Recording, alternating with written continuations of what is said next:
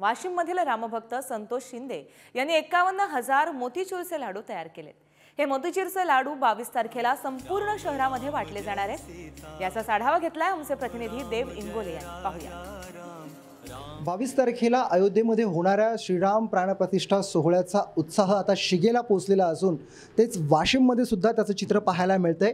वाशिममधले रामभक्त आहेत संतोष शिंदे यांनी सुद्धा वाशिमकरांसाठी तब्बल 51,000 मोतीचूरचे लाडू हे प्रसाद म्हणून तयार केलेले आहेत आणि हे 22 तारखेला ज्यावेळी प्रभू श्रीरामांची प्राणप्रतिष्ठा अयोध्येमध्ये होईल त्यावेळी हे घरोघरी नेऊन आणि सर्व मंदिरांमधून त्याचं वाटप केलं जाणार आहे।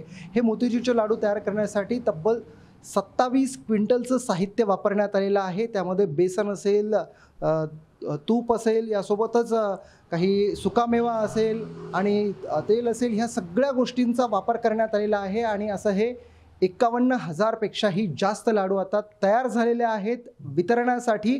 आणि वाशिममध्ये सुद्धा अगदी अयोध्येप्रमाणेच हा जो सोहळा आहे तो साजरा होणार आहे आणि यासाठी वाशिमकर नगरी सुद्धा सज्ज झालेली आहे। एकंदरीतच हा जो उत्साह आहे प्रभू श्रीरामांच्या प्राणप्रतिष्ठेचा तो घरोघरी साजरा होताना दिसतोय। देव इंगोले, पुढारी न्यूज, वाशिम।